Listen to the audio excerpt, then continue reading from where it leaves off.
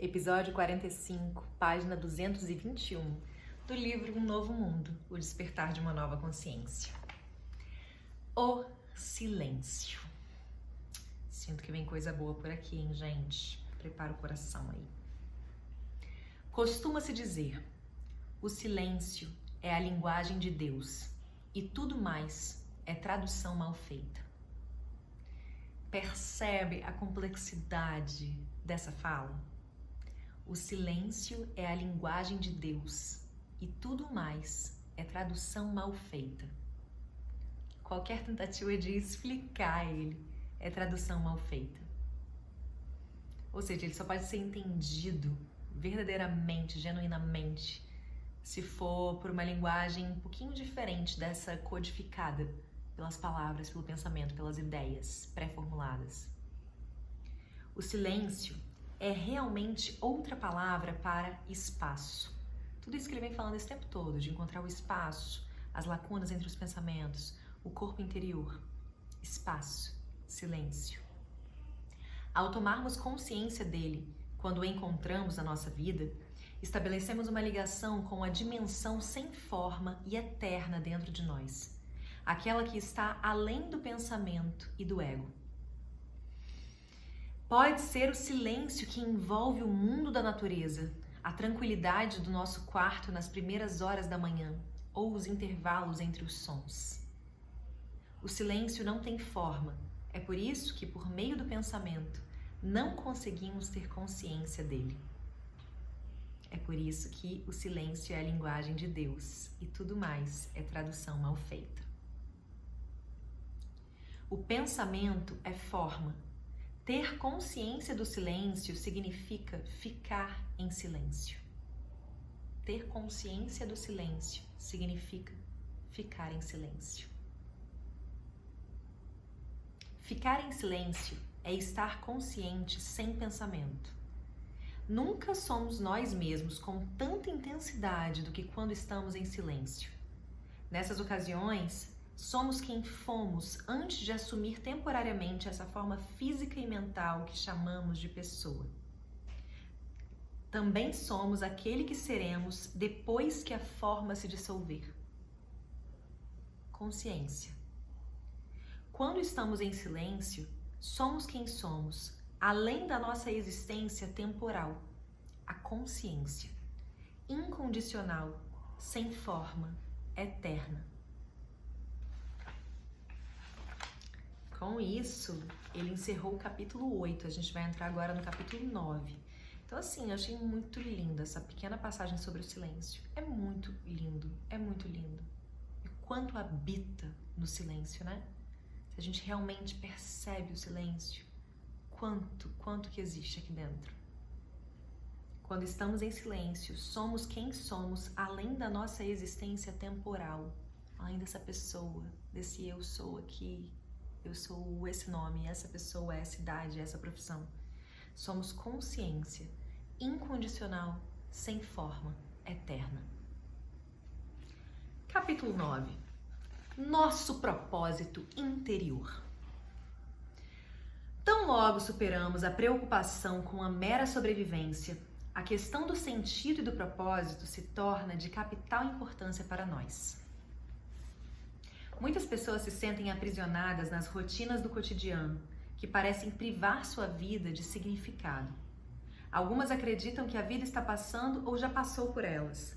Outras se veem profundamente limitadas pela necessidade de trabalhar e cuidar da família, ou por sua condição financeira ou de vida. Há indivíduos que são devastados por um estresse agudo, enquanto outros se consomem num imenso tédio. Há quem esteja envolvido numa atividade frenética e quem se veja perdido na estagnação.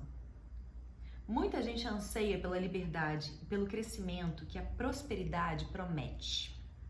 Mas há pessoas que já desfrutam da relativa liberdade que acompanha a prosperidade e mesmo assim constatam que isso não é o bastante para dar um sentido completo à sua vida. Nada substitui a descoberta do verdadeiro propósito. No entanto, o significado genuíno ou primário da vida não pode ser encontrado no nível exterior. procurar o propósito fora, no nível exterior, talvez não seja o melhor caminho. Ele não diz respeito ao que fazemos. O propósito não diz respeito ao que fazemos, e sim ao que somos, isso é, ao nosso estado de consciência. Portanto, a coisa mais importante a entender é: nossa vida tem um propósito interior e um propósito exterior. O primeiro deles diz respeito a ser e é primário. O segundo se refere a fazer e é secundário. Embora este livro trate principalmente do propósito interior, este capítulo e o seguinte indicam também como alinhar esses dois propósitos, o interior e o exterior. O primeiro, o interior, diz respeito ao ser, e o segundo, o exterior, diz respeito ao fazer. O interior e o exterior, contudo, estão a tal ponto interligados que é quase impossível falar de um sem mencionar o outro. É muito lindo, né? Alinhar o que a gente faz com quem a gente é. Ou seja, não adianta realmente a gente buscar só esse propósito exterior, o que eu vou fazer na vida, ele precisa estar conectado com o propósito interior, que é o ser. É o ser. Quem eu sou? Consciência. Alma. Nosso propósito interior é despertar.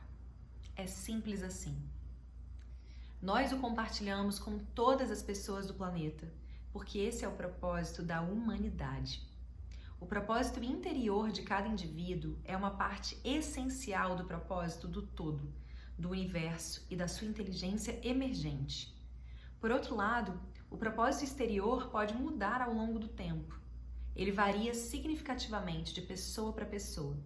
Encontrar o propósito interior e viver alinhado com ele é o alicerce para a satisfação do propósito exterior. É o alicerce para a satisfação do propósito exterior. Então, isso me diz, de alguma maneira, que se eu não estiver alinhada com o meu propósito interior, que é esse despertar, o meu propósito exterior não vai me satisfazer. Eu vou continuar com fome de alguma coisa mais profunda. Ou seja, o propósito interior é a base para o verdadeiro sucesso. Sem esse alinhamento, até conseguimos alcançar determinadas metas por meio do esforço, da luta, da determinação e do puro trabalho intenso ou da esperteza e da habilidade. Mas não existe alegria nesses empreendimentos e eles costumam acabar em alguma forma de sofrimento. O despertar. O despertar é uma mudança no estado de consciência que ocorre com a separação entre pensamento e consciência. O despertar é uma mudança no estado de consciência que ocorre com a separação entre pensamento e consciência. Uma mudança no estado de consciência que ocorre com a separação entre pensamento e consciência. Eu puxei uma setinha aqui e escrevi: despertar é igual a consciência sem pensamento. Vamos continuar. No caso da maioria das pessoas, isso não é um acontecimento, mas um processo pelo qual elas passam. Até mesmo aqueles raros seres que experimentam um súbito, radical e aparentemente irreversível despertar, passam por um processo no qual o novo estado de consciência flui de modo gradual, transformando tudo o que eles fazem, e assim vai se integrando à sua vida. Em vez de ficarmos perdidos em nossos pensamentos, quando estamos despertos, reconhecemos a nós mesmos como a consciência por trás deles. Nós somos a consciência por trás do pensamento. Isso é liberdade. Reconhecer isso. Reconhecer que nós somos a consciência por trás do pensamento. Isso é liberdade, porque é o entendimento de que então o poder está todo comigo. Se eu sou a consciência por trás do pensamento, eu sou a consciência que origina esses pensamentos e eu sou a consciência que determina quais pensamentos eu quero ter, vibrar, emanar. E se de alguma maneira esses pensamentos norteiam tanto o nosso caminho, dizendo pra gente quem a gente é, diminuindo a gente ou supervalorizando a gente, tá na nossa mão. Vamos lá. Eu vou meio que me emocionando, assim, à medida que eu vou lendo essas coisas. Porque é tão profundo, né? É um entendimento tão profundo, assim. Então vamos voltar um pouquinho. Em vez de ficarmos perdidos em nossos pensamentos, quando estamos despertos, reconhecemos a nós mesmos como a consciência por trás deles. O pensamento deixa de ser uma atividade autônoma que se apossa de nós e conduz nossa vida. A consciência assume o controle sobre ele. O pensamento perde o domínio da nossa vida e se torna o servo da consciência, que é a ligação consciente com a inteligência universal. Quando a gente entende isso, o pensamento se torna um servo da consciência. E essa nossa consciência é uma ligação, uma conexão. É a ligação com a inteligência universal. Outra palavra para ela é presença, consciência sem pensamento. Outra palavra para ela é presença, consciência sem pensamento. De vez em quando eu leio aqui do lado porque eu puxo umas setinhas e isso assim, quando eu li, né, um tempo atrás, eu puxava uma setinha e escrevia várias coisas pra mim mesma, assim. Aí eu vou lendo aqui, vou me conectando com esses antigos pensamentos. É bonito. Bom, então tá. Ligação consciente com a inteligência universal. A iniciação do processo do despertar é um ato de graça. Não podemos fazer com que ela aconteça, nem nos preparar para ela, nem acumular méritos para alcançá-la. Não existe uma sequência precisa de passos lógicos que leve nessa direção, embora a mente fosse adorar isso. Também não precisamos nos tornar dignos primeiro.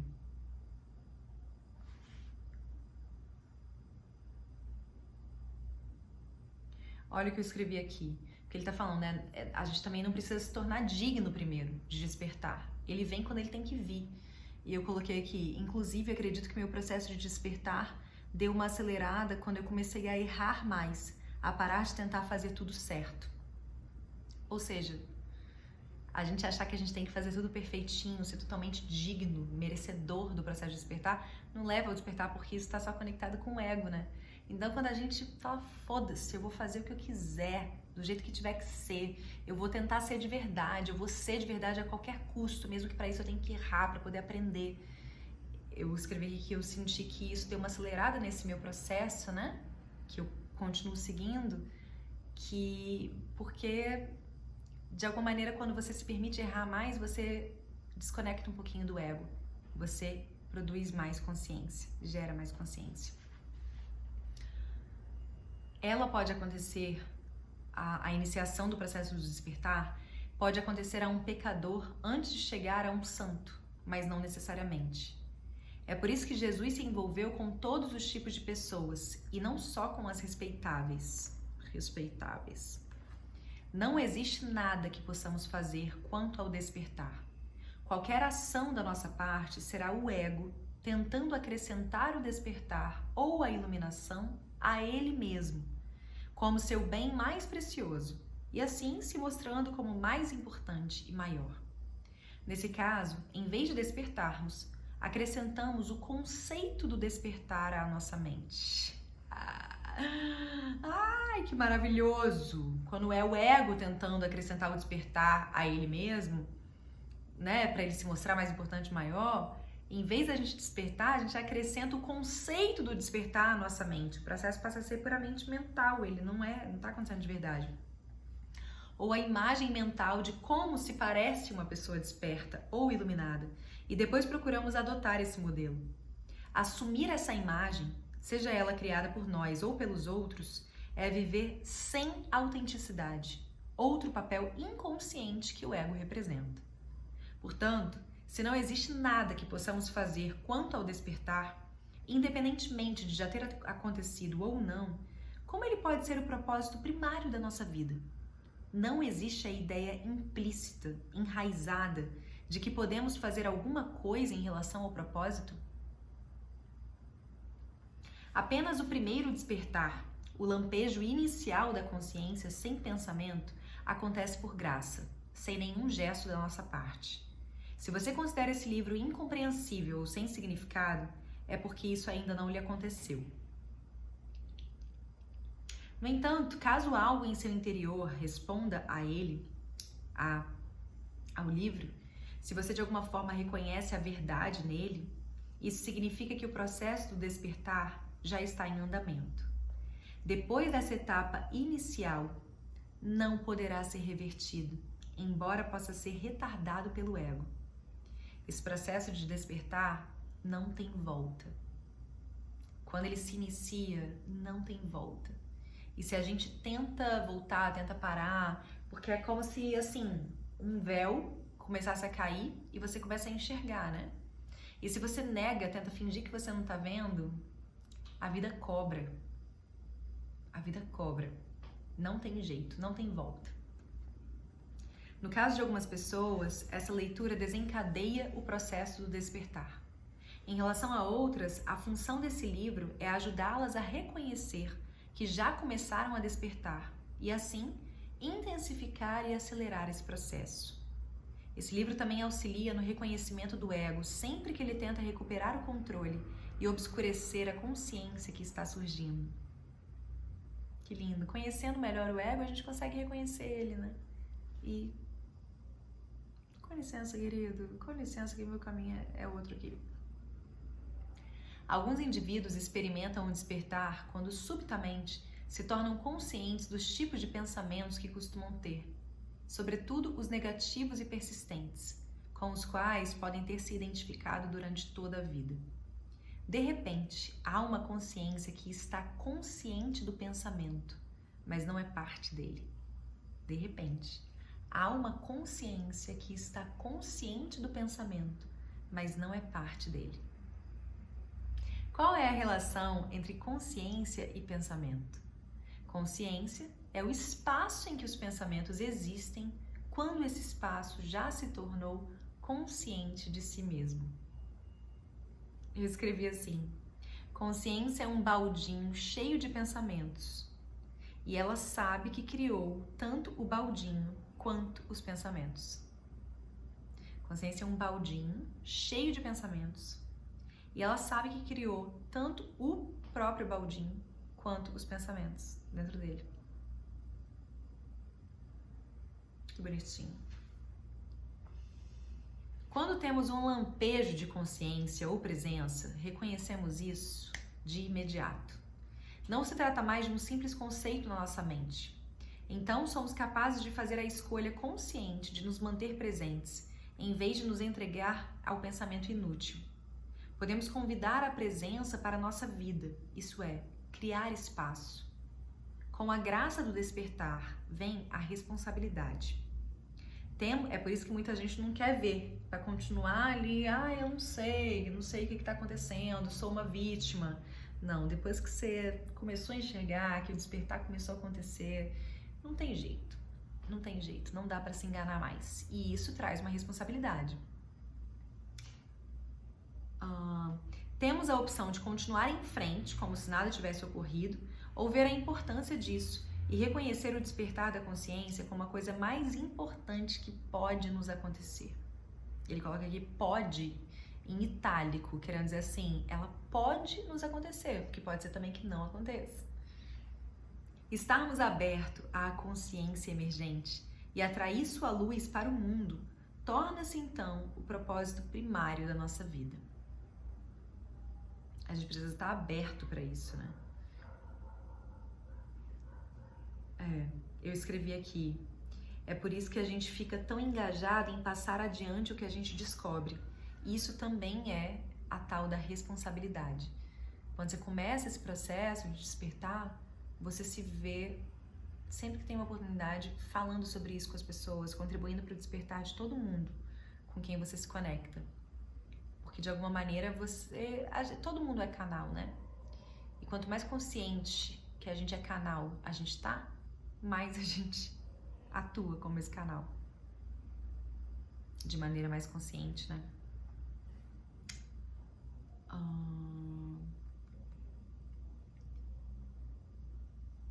Estarmos abertos à consciência emergente e atrair sua luz para o mundo torna-se então o propósito primário da nossa vida. Quero, entre aspas, quero conhecer a mente de Deus, o resto são detalhes. Disse Einstein. O que é a mente de Deus? Consciência. O que significa conhecer a mente de Deus? Estarmos conscientes. Quais são os detalhes? Nosso propósito exterior e qualquer coisa que aconteça no mundo externo.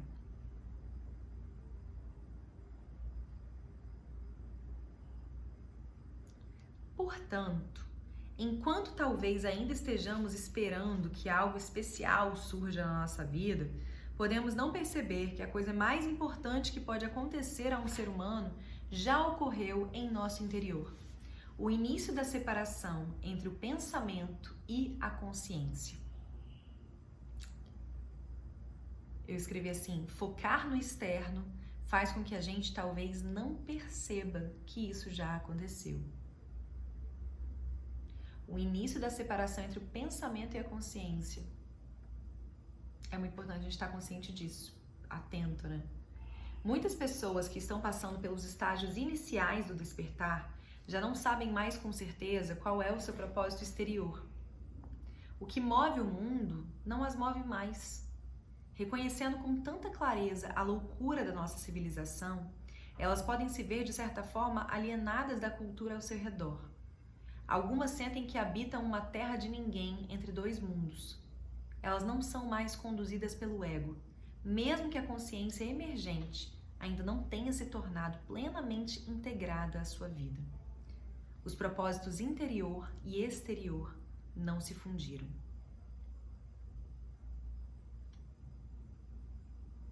Elas não são mais conduzidas pelo ego, mesmo que a consciência emergente ainda não tenha se tornado plenamente integrada à sua vida. Os propósitos interior e exterior não se fundiram. Amanhã ele vai continuar explicando isso melhor. Um diálogo sobre o propósito interior. Muito obrigada pela companhia.